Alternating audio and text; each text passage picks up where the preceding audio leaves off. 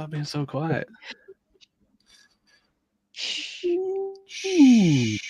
Everybody, be quiet too. An eyeball. So, hey, you guys ready? Oh, Welcome to Creative Makers Podcast with your host, Joey with Steel Blade Woodworks, Matt with Wacky Works Workshop, Jen with Jen's Turns, Jamie with JP Woodwork, and Jake with Northside Custom Crafts.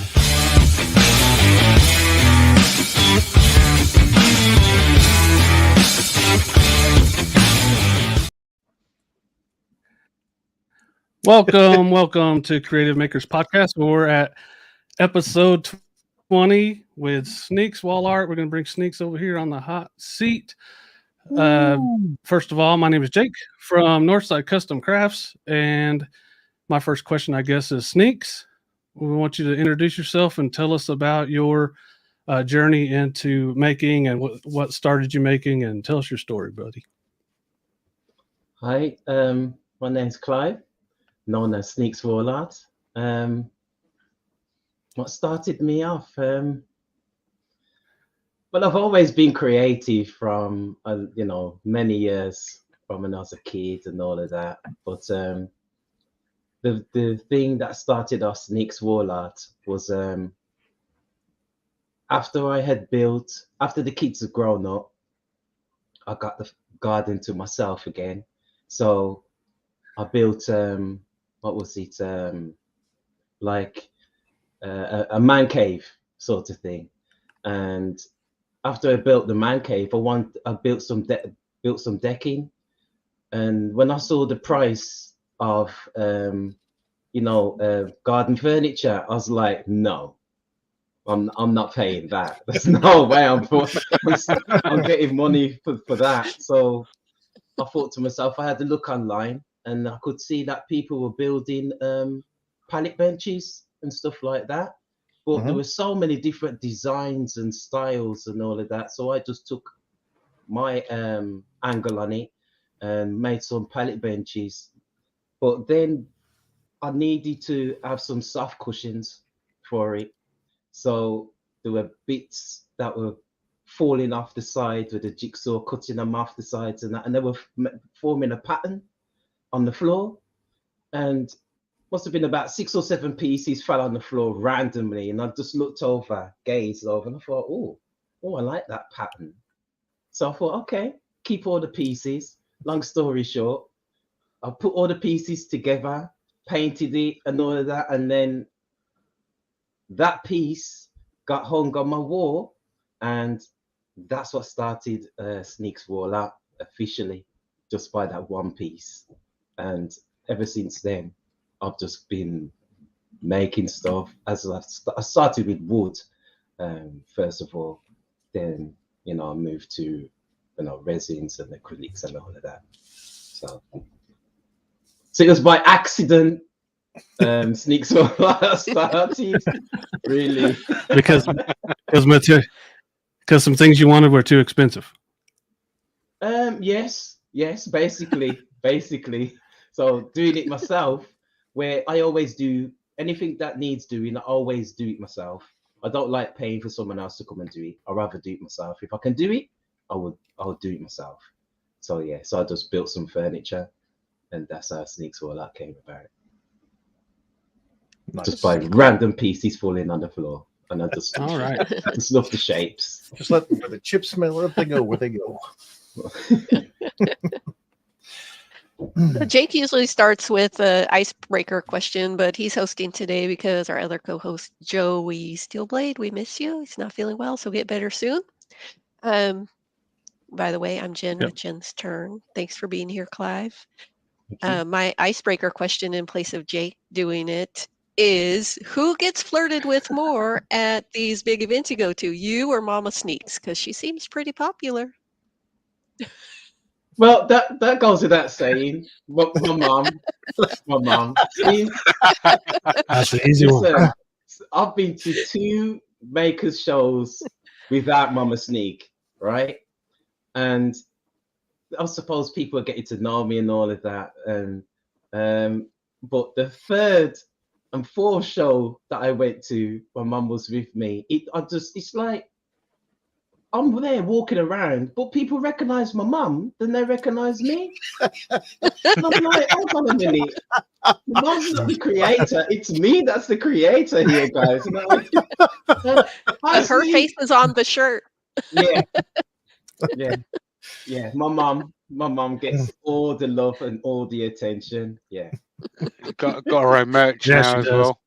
Yeah, got her own merch now. Do you know what I'm saying? Who's this think she is?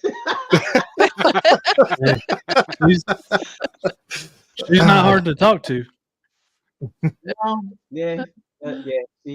People do love her for that. Do you know what I mean? She used to be a nurse, and so she's got good people skills, real good people skills, Mama Snake. So. Oh, that's good. So that's why we get along so well. Yeah, everyone does. We can't go anywhere together, and people just want to just grab us. And did I miss something there? No. Never mind me. No. Never mind me, man. But yeah, anytime we go anywhere together, people just seem to just warm to us naturally. And I think it's because it's like people love to see mother and son get on so well. And do you know what I mean? And everybody just keeps reminding me that, you know, that's a beautiful thing, that the relationship that you have with your mum, vice versa. Do you know what I mean? I says, well, it's the only thing I know. And she's my mum at the end of the day. If I can't be myself around my mum, I can't be who I am with anybody else, can I? No, you ain't gonna lie in front of her. No. She knows all the secrets. And she will know anyway.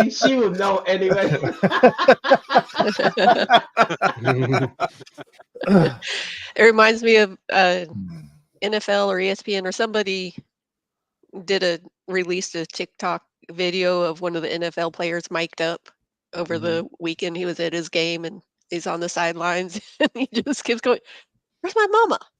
I can't find my mama." He keeps looking up in the stands. He's asking the players, "You see my mama? I can't find my mama." And at the end of it, he's got this big old smile. He goes, "I found my mama." Yeah. I get that. Sorry, off topic. Go ahead. Nah, that's everybody. all good. I'm Matt with Wacky Works. So you talked about some of the things that you work with, resins, you work with acrylics, you work with wood, any combinations, and I know you work with LED lights. Is there any combinations that you like to work with better than others? I must say I am very passionate about the acrylics that I use. There isn't a particular, but I try to mix more things. I'm hoping when I rebuild the workshop that I'll be able to ask somebody to show me how to weld, because I want to incorporate a bit of welding in my artwork as well. Do you know what I mean? Because the creative juices have been going crazy for a long time, and and I really want to go down that route as well. Do you know what I mean? Take it to the next level. But I am quite passionate working with the acrylics, the resins, the woods. I used to work a lot with milliput as well. That's a 2-part epoxy you'd say paste. Do you know what I mean? Putty. This piece here, that's one of the biggest pieces that I've done using milliput. But yeah, I used to use it a lot. But you just move on from different products. But I do like the acrylics. Nice. You'll have a lot of fun learning how to weld. It's a super fun thing to do, but just like anything else, you're gonna need more equipment and learn and everything. But I love to weld, but it's just a whole nother thing to learn. I'm not thinking about sorry, I'm not talking about big massive welding projects. It's more like small little welds. Do you know what I mean? I want to learn, so to just bring the acrylic and the metal and the wood together in my way. I got some ideas. I want to see if they'll. I don't want to say too much, but I want to see if they'll work. You know what I mean? I can't see why they wouldn't. Well, I'm not.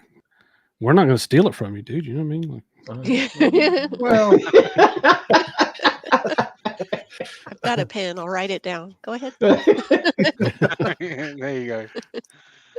Hello, everybody. I'm Jamie from JP Woodwork. So we've already mentioned that you tend to go to a lot of maker meetups and maker shows and all that sort of stuff. So that being said, in previous years you went to Maker Central as a guest, but this year you went as a demonstrator. How did you find doing that for the first time? Wow, that was a shock. That a company asked me to do that. I was like, I know I'm okay, but these guys are like, we would love for you to come and work on the stand, demonstrate and show our tools and all of that, And I was like, I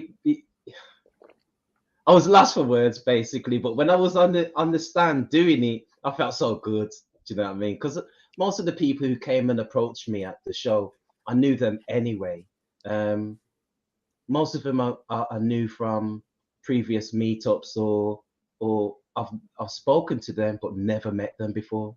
But yeah, it was a great experience. I'm hoping to do it again. I was told I may do it again, so yeah. So thanks to Lumberjack Tools for that. Nice. that was Shout out Lumberjack Tools. Yeah, no. Yeah. There you go. Yeah. All right, Sneeks, your art is unique. It's unique. I can look at all of your pieces and know they came from you out of a lineup. Okay. I could tell that it's from you. So where did you first start doing what brought that particular brand of art to you? I'm one of those type of artists. People say I'm an artist. I still find it difficult to say that. You said it fancy too. You said it fancy too. It's artiste too. Use your finger up when you pick pinky up.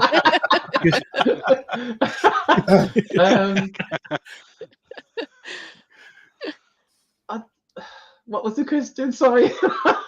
So how did you're the way you design your artwork and the way it looks? How did you come across doing it that way? Oh, there's thousands upon thousands of artists out there, and a lot of people have got their own style in that. I just didn't want to copy anybody whatsoever.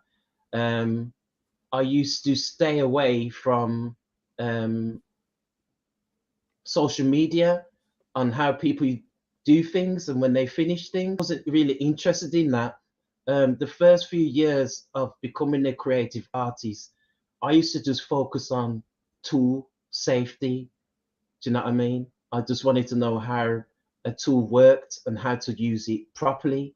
So that's all I was working on for a good couple of years. But my particular style, it's random. It's just random. Some of the later pieces that I've done, people have asked me to do those styles. Well, asked me could I do some style, and I've done it in that way. But they always say to me, whatever you do, Sneak, just sneakify it. Though if they've got a particular design that they want me to do, they'll always say sneakify it. And I understand what that means. Do you know what I mean? They really want me to put in my juices into that piece. But no, I don't like to go out there and look and copy what people have done. Do you know what I mean? I like to be I've never been a Mhm. copycat, really. I've always tried to do my own thing. Do you know what I mean? I get more pleasure out of doing my own thing than looking at what somebody else has done and then try to redo that. Do you know what I'm saying? I don't get no pleasure in that at all. Yeah. So I get a lot of times I get somebody who will say, "Hey, so and so does it like this," and I say, Yeah, "Cool, keep on watching them." yeah, yeah, Because I can't do it. Like you're not somebody else. You're your own person. So I get it quite a bit actually. Well, so and so does it like this or whatever, and I'm like, cool. I'm still I've I'm had not a, doing it that I've way. had a, yeah, I've had quite a few people in the last few years advise me, why don't you use a CNC machine? A CNC machine is a beautiful invention. Do you know what I mean? It's a beautiful thing. But I don't think it would suit my criteria in the art that I do because I'm a free flow creative artist. Um, Nothing's mapped out, nothing's planned. It's just free flowing. However my hands go, that's how it goes. Um, Obviously, if I Hmm. was to get a CNC in later years, it will be like to do repetitive stuff like logos and labels and stuff, my own tags and stuff. That's what I would use a CNC for. I wouldn't actually use it to create my art. Do you know what I mean? Yeah, but I have been offered a CNC machine, and I've just like I just don't see the need for it. Do you know what I mean? I prefer to keep it more freehand and natural. Obviously there may be a time for me to use a CNC, but at this stage in my creative artwork, no, I don't think I'll be using one for now. Very nice. All right. You mentioned a while back that you're rebuilding your shop because the other one had moisture damage. Yes. So Yeah. when you're planning out the build for this new shop, what are you doing to prevent the same thing? Right. Well, when I first built the first workshop, I had no knowledge on how things are meant to be built, like footing and letting you gotta get the flow of air underneath it and stuff like that. I just didn't know. So I just bought a shed, put it on the ground, and that was it. Made it all fancy Hmm. inside and everything, and it looked lovely for a good couple of years. And then I think it lasted 6, 7 years, and it started to get a bit damp, like moisture damage on the one side of the workshop. Everywhere else was fine, but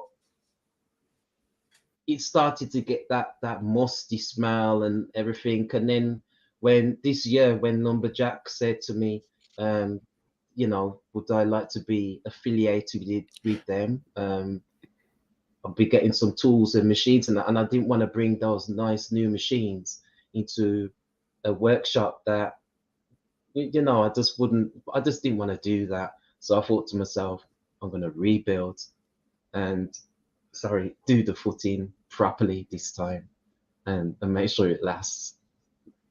So yeah, Nice. I didn't have no knowledge before how Is it? things were built, but now I know. Now I know. And there's a question in the chat from Fraser's. He says, "What was the size of your first shed?" It was, oh God, the first size. I would say it was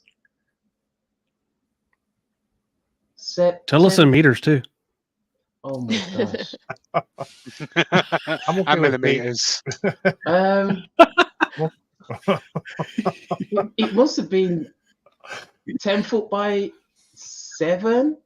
It was only tiny. 10 foot by 7 foot, very small. It used to get super hot in the summer because it wasn't insulated or nothing. I used to sweat in there.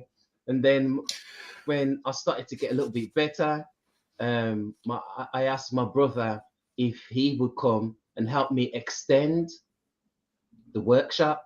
So I think it was 4 or 5 years ago, we extended the workshop, so we doubled the floor space. So then it was like 10 by 10, and it worked well for a bit. And yeah, it had to go in the end. But yeah, we saw it was a, what was it, 10 foot by 7 foot? Yeah, so very small, very, very small. So what are you planning for your new shop? What size? And then what do you plan on putting in it? Right. With the new shop, it's 17 foot by still 10 foot.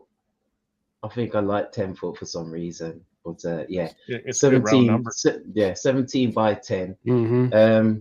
So this time it's more like a rectangular shape. So it's more, before it was square, Mhm. and because of the way it was built the last time, it had a beam in the middle, and I just didn't want that to happen this time. I need a complete, fully opened workshop. But I just want 2 big work tables, because a lot of people who are interested in my art, they want me to make large pieces like the one behind me, and bigger, larger, sorry. Just new equipment. It's gonna be nice new equipment in there. Anything you fancy?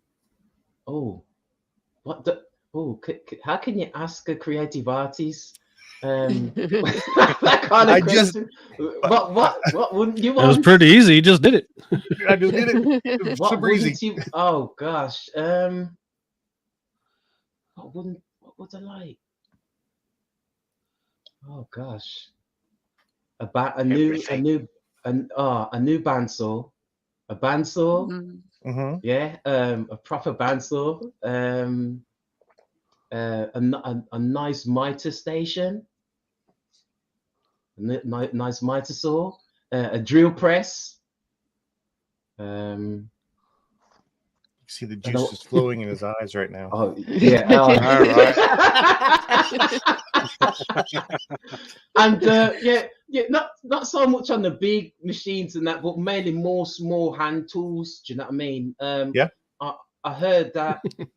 Fingers crossed that Lumberjack's gonna bring out a mini palm trim router. If they, oh yeah, I love working with trim routers, man, a lot. I really do. That's how this part came about as well. So yeah, I love the trim routers. Yeah, and I can't wait to use my brand new Dremel tool. You know, I've had it for a while now, and it's not even been taken out the box, and I'm so excited to use it. Shout out Dremel. Oh my days! There you And go. it's the cordless one as well. No. Ooh, fancy. Hey. There you go. So yeah. All right. Well, still sticking to the theme of the workshop, but putting tools aside, because I think you've suffered enough with that. Okay. What are you planning for this workshop that the old workshop didn't have? Any new additions? I know we was talking before we went live about you was planning live streams and such out there. Yes. Because my brother is a bit of a computer nerd. He knows all about that stuff and that. So You just he's call him gonna out. come. Oh yeah. he will just come, and he's already got it all set up in his mind. Harry says, right, bro, when you get the new workshop, I want you to have a camera here. I want you to have a camera. You know, so yeah, better equipment, much better equipment to do live streams and recording my work. Do you know what I mean? A lot better, because I've been doing it all from my phone. Not a problem doing it from my phone. Everything that you see on social media is all from my phone. I don't do no editing on the PC or anything like that. So yeah, I love working from Hey, my phone, but with this new video editing for the workshop, it will be a bit better and longer. Hey, the chat has some jokes. The chat has some jokes, man. So what would you do Really? different in this workshop? They said you'd have space and a water barrier. Yeah, 100% space, because that is all I need. That is definitely what I need: space and and no water. Yeah, a good water barrier. There's also a question from Bear Paws. He says, "What kind of wood is the sign on the wall? It looks beautiful." I think you said that's milliput, right? Yeah, it's mainly put on in these areas here, but I think it's oh God, do you know the? I'm not very good with my woods. Is that kind that comes from trees?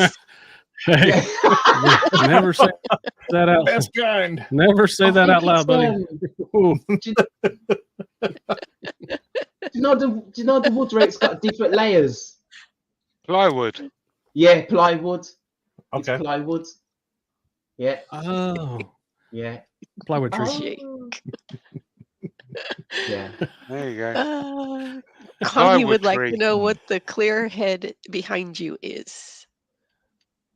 Right. This used to be my. This used to be the head that I used to dry my baseball caps. Many years ago. This must be about 30 years old. Sorry, this must be about. I've had this for about 30 years, and I'm surprised I haven't broken it. The places I've moved and carried it. It used to be red. It used to have a red clear film on it, and it, and after time putting wet soggy hats on it after washing them and putting them on to dry so that it could form the shape and keep the shape of the hat, the baseball cap. It was perfect for that. So yeah, this is what it was for. But now it's to hang my headphones on. So yeah. There you go. There you go. Make sure it's on the shelf properly. Oh yeah. Yeah. You use a lot of resin. So do you use it like as just a clear coat to finish the stuff, or do you add colors and depths to it, or what? And how did you get started using resin in your, or epoxy in your case? I saw a couple of people using I saw a lot of Americans using the epoxy resin, doing like river tables and stuff like that, especially the stuff that I can see behind Jenny Jen. I saw a lot of people do stuff like that with resin, and I thought, oh, that's cool. What could I do with resin? So the very first resin that I bought, it stank like hell.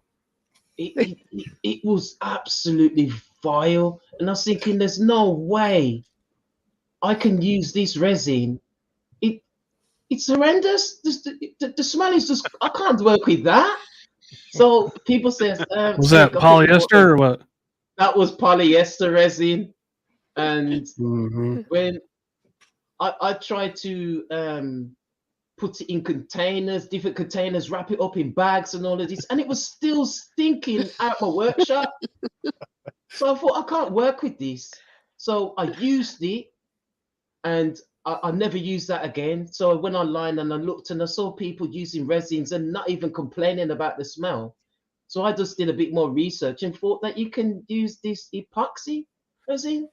So I was like, okay, I'll try that. And I've not looked back since.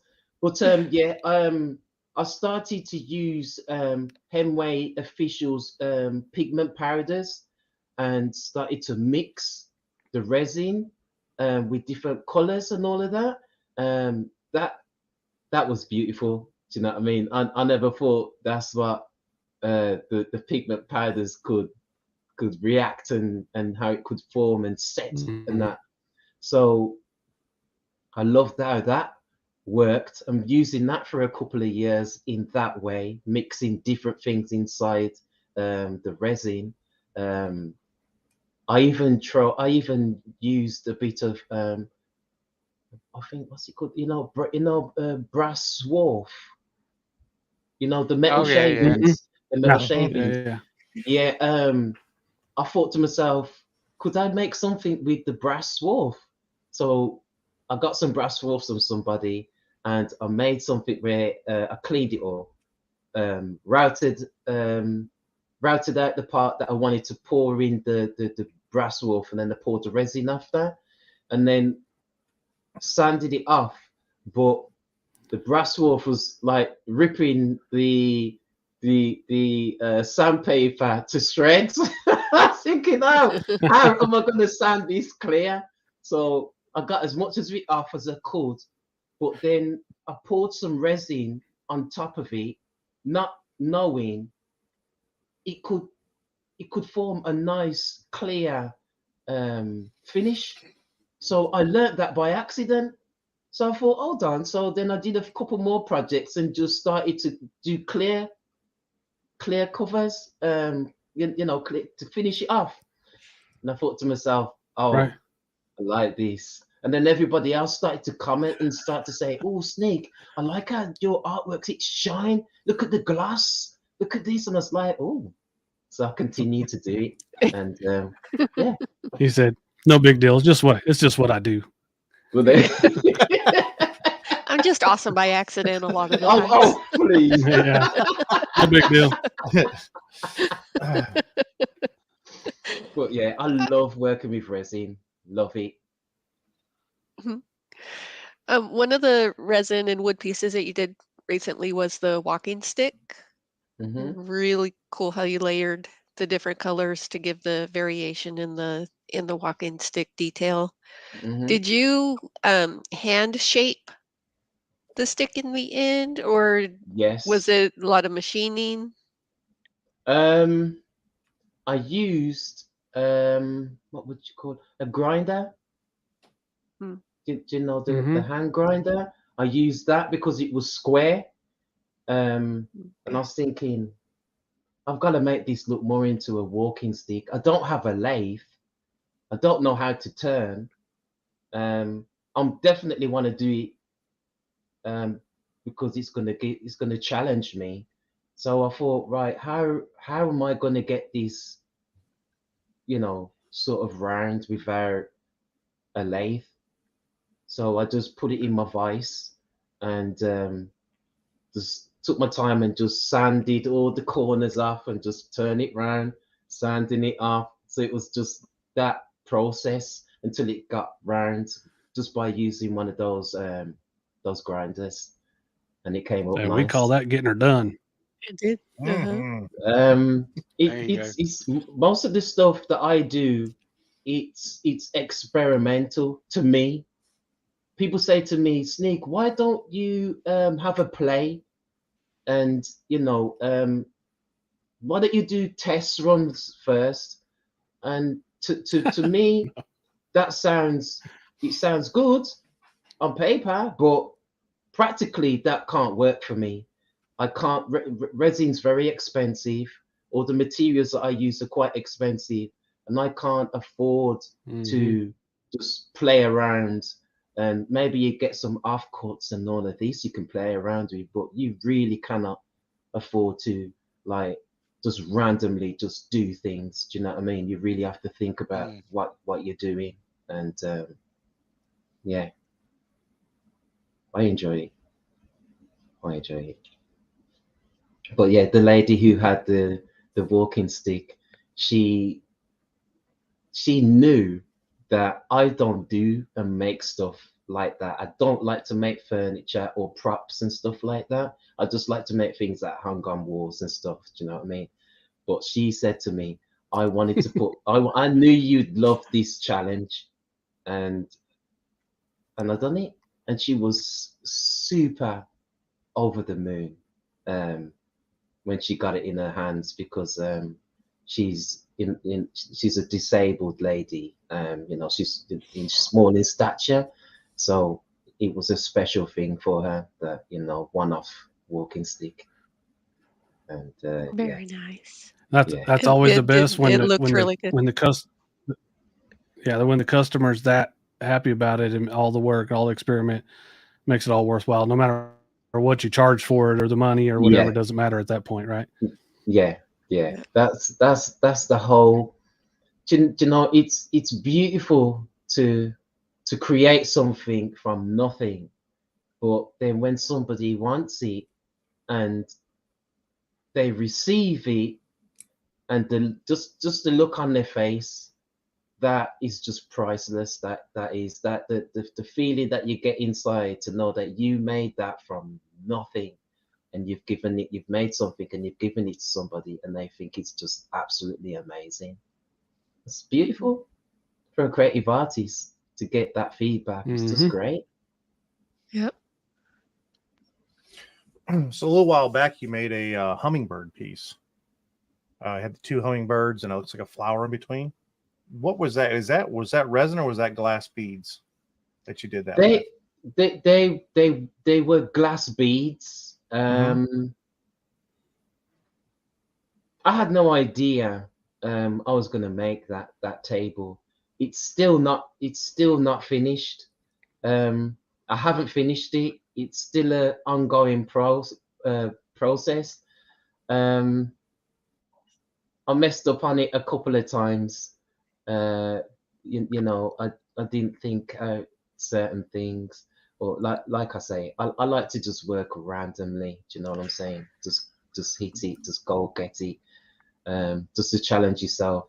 But the stage that it's at now, it still can be finished beautifully, and I can't wait to finish that piece. I know it's going to be like a table of some sort, because it's too heavy to hang, just like the other piece in the living room. But yeah, glass beads, and just a hint of pigment powder. I wanted it to have that curdle look. It's very hard to do. Do you know what I mean? To make the pigment powder and resin to curdle. Do you understand the word curdle? Yeah. Well, yeah. So to make it do that was really hard, but it worked. So yeah, I can't wait to get back to finish that project. It's looking nice. Thank you. One more question from the chat is, what is the most time-consuming project you have taken on? Let's took the time. I'm not sure if you guys have seen the largest piece that I've done. That's a 6 foot by 2 foot piece. Yeah, that took a good while to finish, because I've never worked with any creative piece that big before. So I was quite nervous on how much resin I'll need. You see, because that's one of the hardest things for anybody who uses resin. I don't know how it is for anybody else. To get the right amount is so difficult. You either make too much or you don't make enough. Do you know what I mean? Hashtag facts.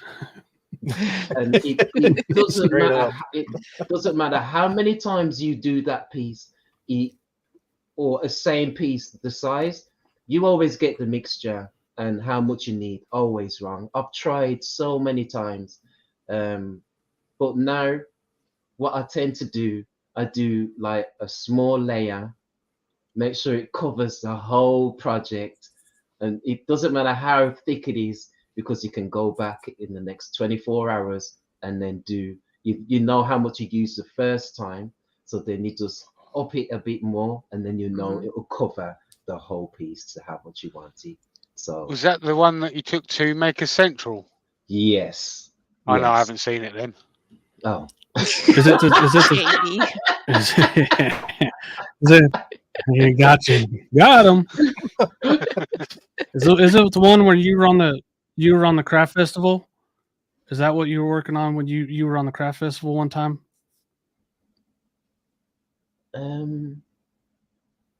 I didn't take that piece to the craft festival. I was probably still working on it, that I showed pictures and stuff like that. Yeah. Yeah, that needs two people to carry it, put it that way. Yeah. Wow. And I couldn't make that piece in the workshop because it was too big. Bigger than your So I workshop. had to do plus the moisture content in there was not going to be good for it. So I had to build it in the spare bedroom, and I had to ask my neighbor to help me carry it from upstairs downstairs into the van, to help me load it into the van to take it to Maker Central, because I was so nervous. When I get to Maker Central, who's going to help me from the van to the event? Oh, yeah. That's why you take Mama Sneaks. Yeah.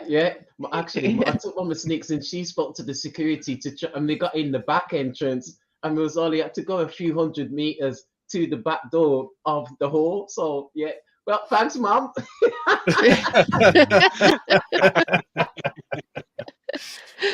Fraser's also is asking. Sorry, Jamie. Just follow up on that one. How did you set a price on that?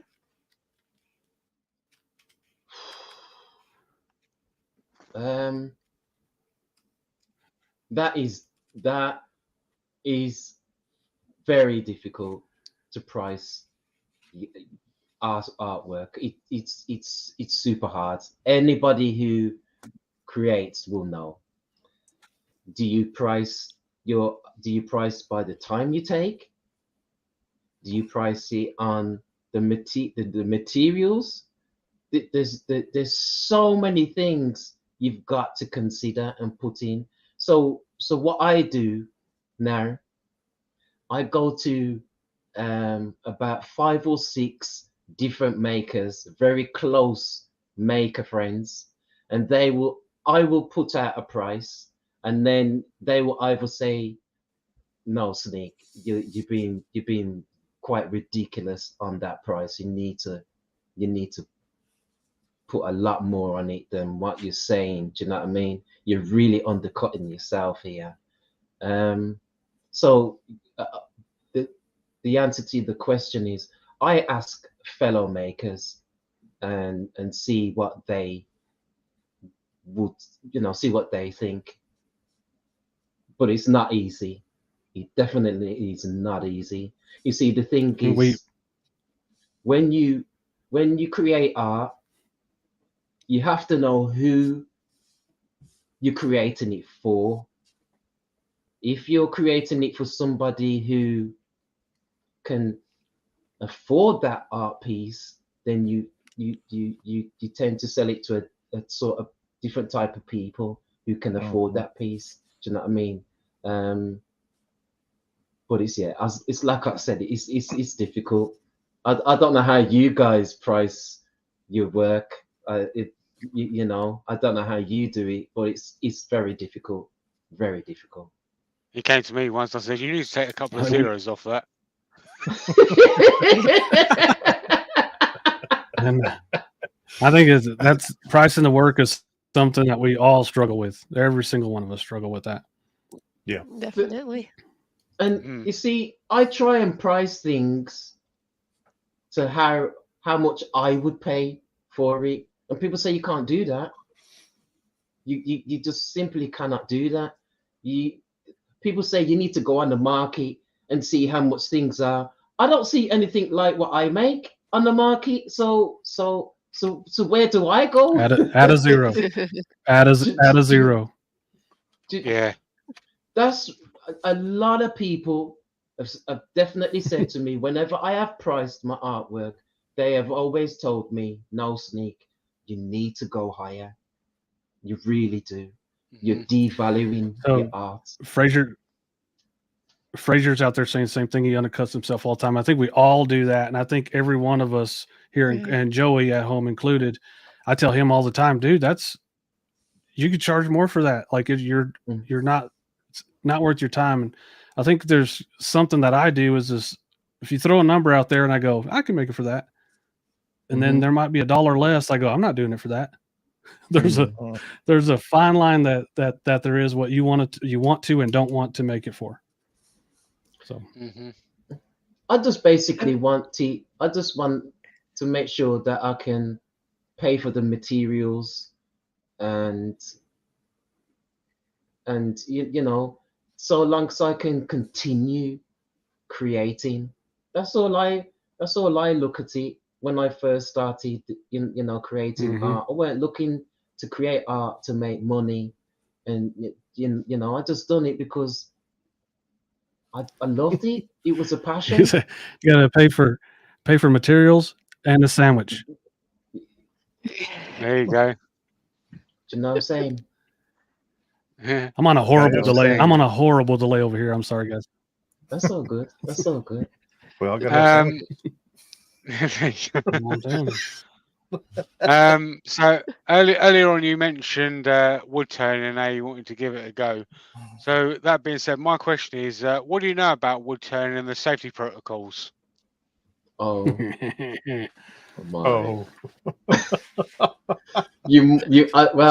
I know one thing for a fact.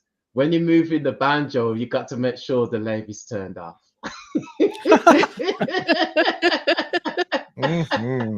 So there's actually a backstory behind this. I was on a video call with Sneeks the other day, and I was turning, and he was watching what I was doing, and I moved the tool rest, and he turned around and says, "I thought you were supposed to turn the lathe off when you move the tool rest." So I turned around, shouted at him, and said, "Sorry, Mr. Safety Police." Yeah. From that day, I just watch and observe. Don't let him scare you, Sneeks. I have. Somebody did give me a lathe. I tried it once, and I didn't like it.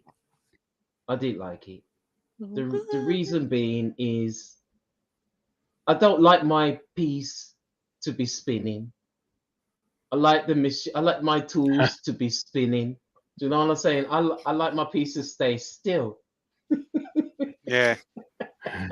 Yeah. I'm having an Andrew flashback here. You know what I'm saying? Yeah. Inside See, my voice. resin Inside piece voice. is flying speeds like that. No.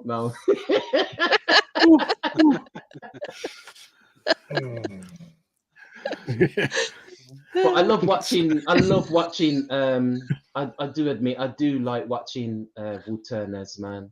It definitely is. It looks scary. It looks dangerous. So I tend to leave it to the professionals. But yeah, I love watching certain wood turners, man. They really do have some skill there. All right, Mr. Sneeks, this is going to be the last round of questions, I believe. Okay. We met at Maker Central, and that was awesome. So my question is, you can minus me and Jamie because that was awesome. So who was the biggest thrill of meeting somebody that you? I'm trying to be funny and have a question at the same time. So who was the biggest thrill of you meeting somebody at one of the Maker Central events? Besides me or Jamie. Okay, right. Besides you and Jamie, it has to be Jimmy DeResta. It has to be, because like seeing him online, the YouTube and that, and then meeting him in the actual flesh. That was just crazy. Just I'd never thought I would ever, never thought I'd meet him. And when I found out he goes to Maker Central, I made sure that I go to every single Maker Central just to see him. You know, yeah, he has to be my all-time favorite creator, Jimmy DeResta. So how do you Next to me, how do you think he's going to feel about? Yeah, how do you think he's going to feel about being in third place? do you know what? For a man of his stature, I don't think he would mind. You're probably right. You're probably right.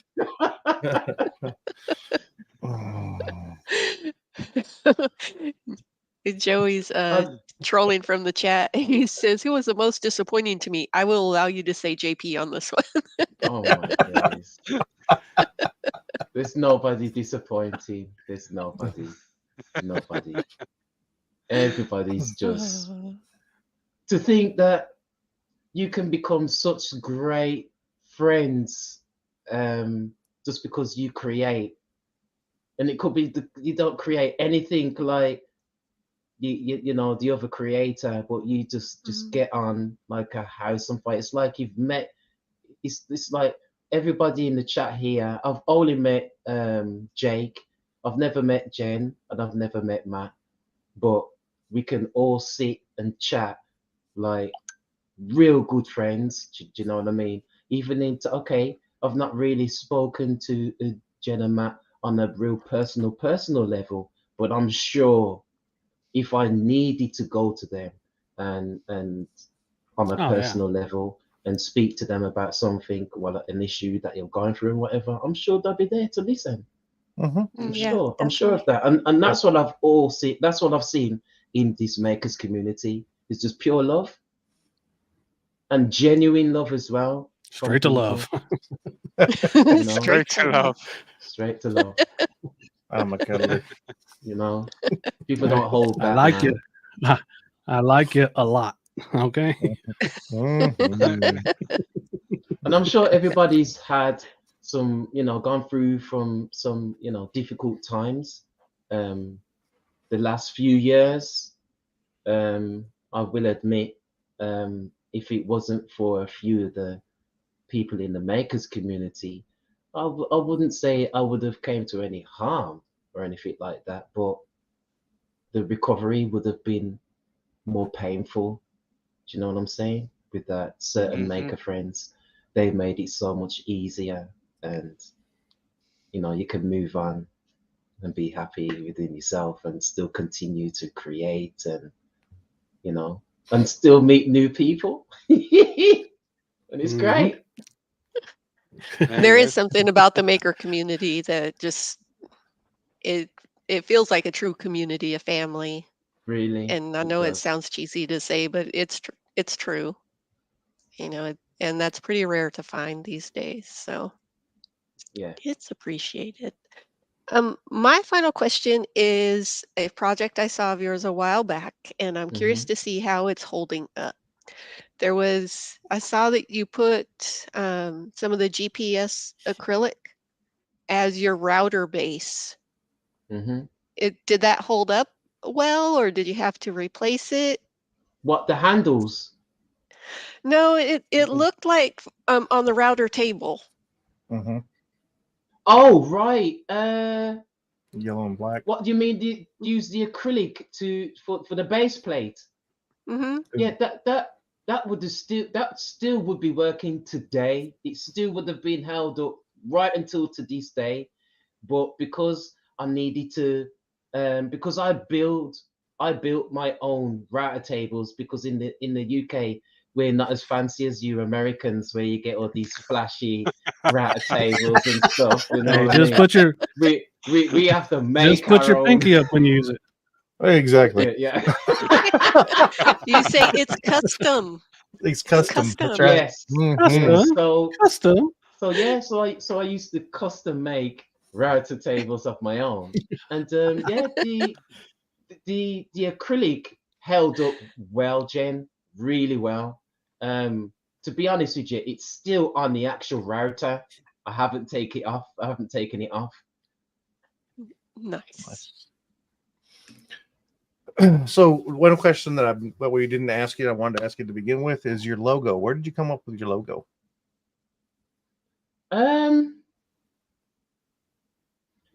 Well, because I've had this S around my neck for 20 plus years. It used to belong to. I'm sure people have heard the story already, but I don't mind saying it again. It used to belong to It used to belong to my stepdad, and then when he passed, my mom said to me, "He left this for you, and would you wear it in his honor?" So I started wearing it, and everybody used to just recognize me just by the Superman logo. Do you know what I mean? Everywhere I went, it's Superman. Here's Mr. Happy. Here's this and that. So they would always recognize this. So when I started creating, I thought to myself, I need something. I need a logo. It can't just be words. I need something that people know it's me. So I asked. I actually it wasn't a what's his name? Oh goodness me! It was an American guy Frank. who actually Bob. George. He's gonna kill me when I can't remember his name. Oh gosh! But it was an American guy from Pennsylvania. He's from Pennsylvania. Who designed the Sneeks Wall Art logo with the Superman. No, with the WS. From Krypton. Yeah, he put.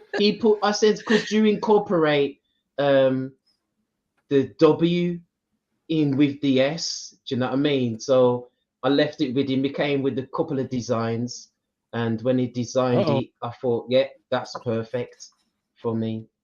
So yeah, so it was somebody American, one of my American friends who designed it for me. Yeah. Awesome. Okay. So my final question, Sneaks, is every time I seem to talk to you, you seem to be working. So I guess my final question is how do you seem to manage to balance out your hobby life and your work life?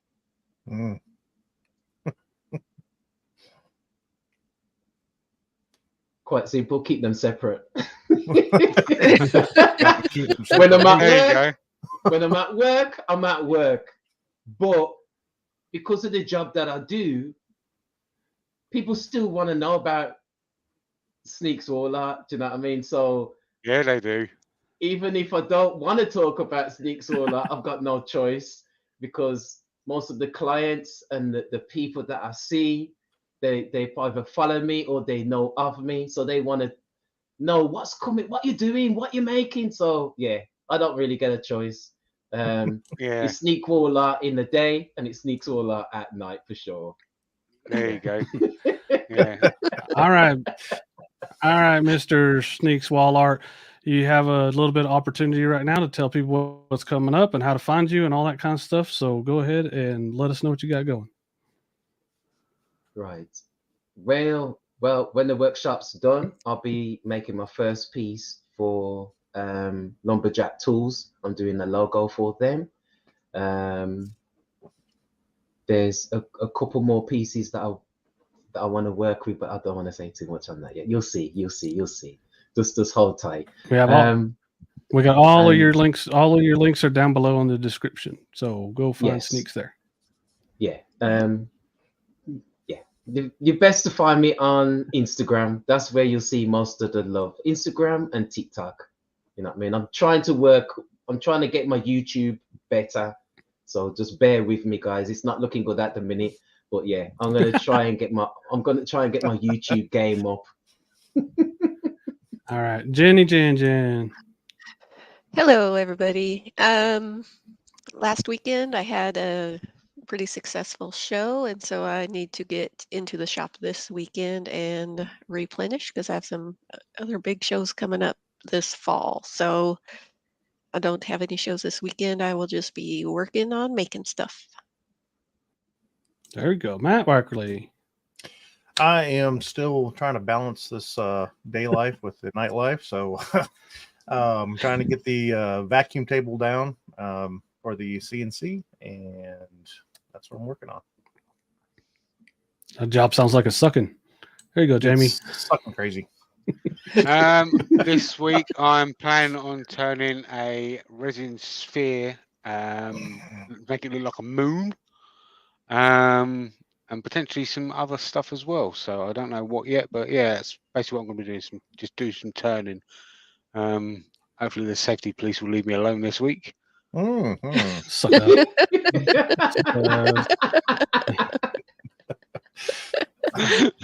There we go. Jamie and I have Saturday morning cartoons. We're going to be making pen blanks without a pressure pot. We're going to use Amazing Clearcast and do some without a pressure pot and make some cool stuff. A couple things for Make-A-Wish. And then next week is episode number 21 with Rivka Wilkins. Is that about it? There we go. Sneaks, thank you for coming on with us. And Joey, get well soon, buddy. Yeah, Joe. And then that's it. We got to have a little hat tip and a pause. And then see y'all next week.